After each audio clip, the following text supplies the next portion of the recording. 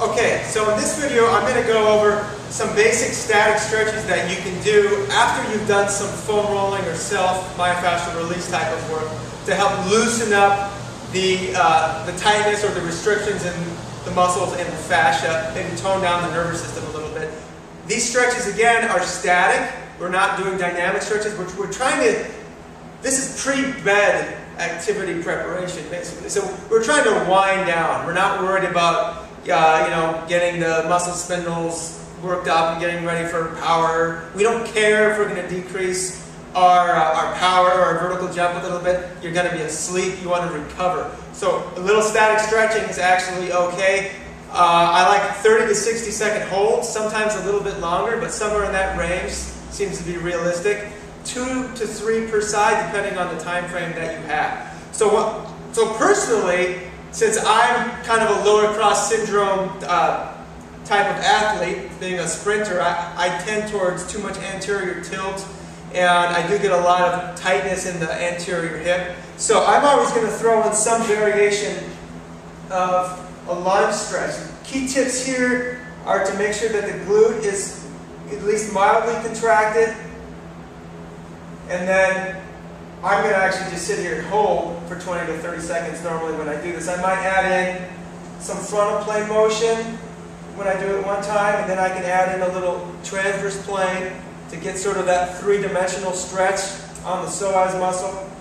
And if I just go too far and just kind of do like this, you're not really stretching. So you want to make sure you're stretching the muscle you're intending to stretch. You're not just pseudo-stretching or looking like you're stretching. So of course I'm going to do both sides. If there's one that's significantly tighter, I'll go back and I'll stretch the tight side again. And for me that's going to be my left side in terms of my hip flexor. The glutes are going to be key. There's a lot of different ways to stretch the glutes. I like this 90-90. Sometimes I have a massage table at home, so sometimes I'll stretch on that if I have that open. And do kind of a tabletop stretch. The key with this one here is a 90 degree here, 90 degree here. Keep the chest up. Bend from the hip, don't just flex the spine. And I'm really trying to get a nice feel, a stretching sensation in this left glute. Of course I want to do both sides. Although I'm a little anterior pelvic tilt, I do put a lot of wear and tear through my hamstrings. I do tighten up, so I do stretch those. One of my favorite ways is in a doorway where you can just let one leg relax and then straighten the other one up. But you could also just use a rope or a towel.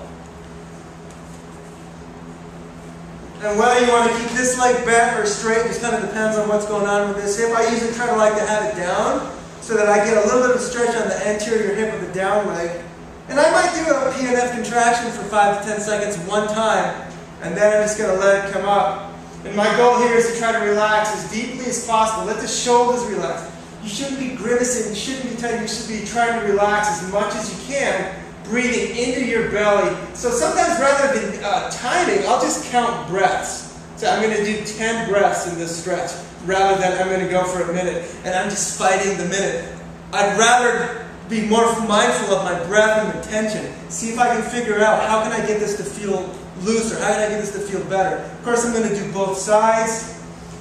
Sometimes I might also come out, I might get some groin this way, come across, get a little lateral hamstrings, a little bit of IT band, a little lateral glute. You could also go into a figure 4 stretch this way for the glutes as well. If you're pretty stiff in the hamstrings and glutes, you might want to stick a lumbar roll, like a towel, underneath your lower back when you do these hip flexion type of stretches to keep your back in that nice sort of normal lordosis. Because if you're too flat and you're really flexing, you might be putting a little pressure on those discs, and if you have a problem with that, it might irritate you. So we want to make sure that our stretching is fairly safe. Now I'm always going to get in an adductor one, so sometimes, and I'm clearly no pillar of flexibility here, so if I'm going to do a long adductor stretch, I'm going to have to help myself up, because otherwise I'm going to be too flexed and rounded. And then of course the same thing if I'm doing a short adductor. I usually get against the wall when I do this to try to help keep me straight and really come up across it.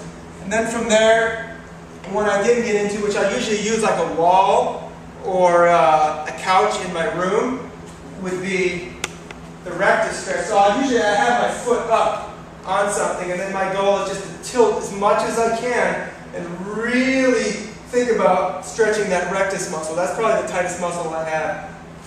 And then from there, you can't go wrong with doing a little bit of pecs and lat stretch.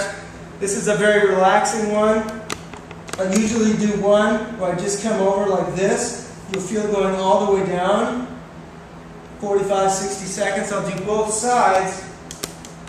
And when I come around and do it again, I'll usually turn the thumb up to get a little bit of a different angle. Since the lat is an internal rotator, if I externally rotate my arm, I'll get some different fibers. So I'm going to want to hit it that way as well. And then I usually get the chest in a doorway, being very cautious not to overstretch it, to strain the anterior capsule of the shoulder. Just getting there, turning away just to where I feel it. Slightly leaning forward and just holding. I usually hold maybe 30 seconds on that, a couple times each side. And then depending on the time frame I have, since I'm a massage therapist, I do a lot of work with my hands, I'm usually getting into just, maybe 20 to 30 second hold stretches for my wrist flexors. I'll come up here, I'll get my wrist extensors. Sometimes I get some rotation. It really depends on how much time that I have. If it's way too late, I need to get to bed, I'll just do sort of like the real important ones. And then I'll usually just try to get a little bit of a neck. So just a lateral tilt, trying to depress the shoulder, ear to shoulder for trap. And then if you bring this up and turn and come down, you can get a nice levator scapula stretch, which is pretty much a chronically tight muscle on just about everybody I see. So most people can benefit from some level of neck stretching, even just basic rotation. And how much you want to dedicate, how much time is really up to you, but you might spend 3 to 5 minutes doing some self-massage, and then you get into maybe 10, 12, 15 minutes if you have it of stretching. If you routinely do that, even if you do that 3, 4 times a week, you'll find that you recover better, you feel better. And then if there's any kind of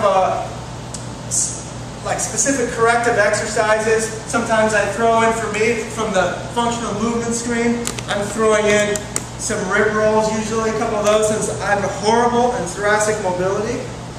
And then I might throw in that Bretzel stretch.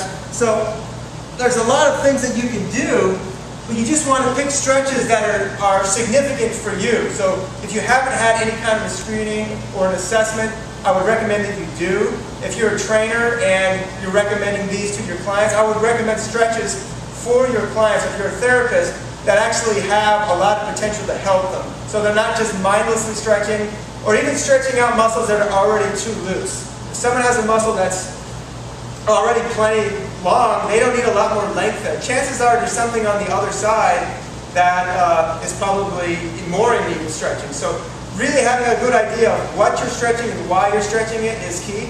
But getting this in routinely is probably one of the best things you can do in that other 23 hours of the day. That's not the 1 hour workout. So even if you work out 1 hour a day, and the rest of your day sucks, it might not really help. So going to bed with your muscles in a healthier state can only help you. Give it a try.